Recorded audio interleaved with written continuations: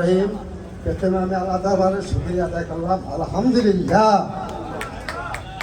কারণ দীর্ঘদিন 17 বছর পর্যন্ত রাজপথে আমি ছিলাম।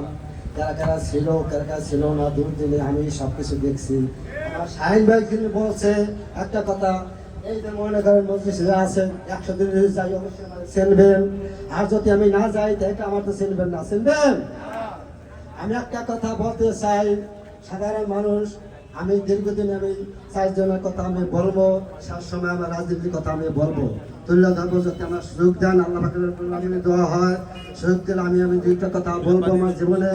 আমি প্রথমাই মনে করেন আমার বয়স যত বছর হয়েছে, প্রথমাই বিসমিল্লাহির রহমানির রহিম, আল্লাহ তাআলার লাখ লাখ শুকরিয়া আদায় করি। এই প্রথমানের চেষ্টা বইলা আমি কথা বললাম।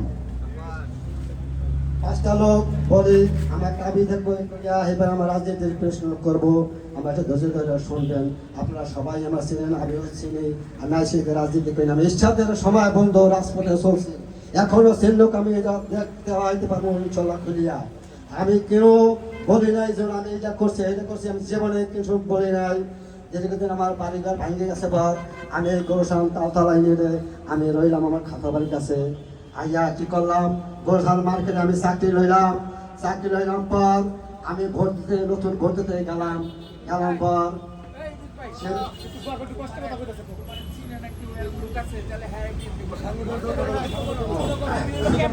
আচ্ছা দুঃখিত, আচ্ছা দুঃখিত। তাই আমি প্রথম শুভেচ্ছা জানাই আমার সজন ভাইয়ের কাছে। কারণ সজন ভাই আমরা যখন তালতলা থেকে রাজপথে এখানে গোসান মার্কেটে আসি, সেই সময় আমাদের খোঁজ খবর, টাকা পয়সা, ট্রাক ভাড়া আমাদের কর্মীদের সব সময় দিয়েছে, এটা আমি অস্বীকার করতে পারবো না। কিন্তু সজন ভাই তারা জিয়ার মৃত্যু দিবসে টাকা দিয়েছে, যে কোনো প্যারাগ্রাম করছে, সব সময় হে পাশে ছিল, সব সময় হে দেখছে, আমাকেও দেখছে। আমি বেশি কথা দিয়ে অনেক কথা সদর ভাইয়ের মনে আছে আমার, যদি বলতে যাই অনেক লেট হয়ে যাইবে। সামান্য কথা আমি বলি, অল্প কিছু বলি, ও হ্যাঁ অবজন আছে বহুত, কিন্তু আমি বলতে গেলে অনেক সময় পার হয়ে যাবে। আমি অল্প কথা সদর ভাইয়ের কাছে আমি বলি, দীর্ঘদিন হে আমাকে আনন্দ পালন করছে, দীর্ঘদিন এই মাঠে আমরা করতে পারতাম না যদি আমাকে আশ্বাস না দিত, তাহলে আমি লেগের ভান্ডে আমরা রাজপথে আমরা যাইতে পারতাম না। এটা আমি সব সময় আমি স্মরণ করি আমার সদর ভাইয়ের কাছে।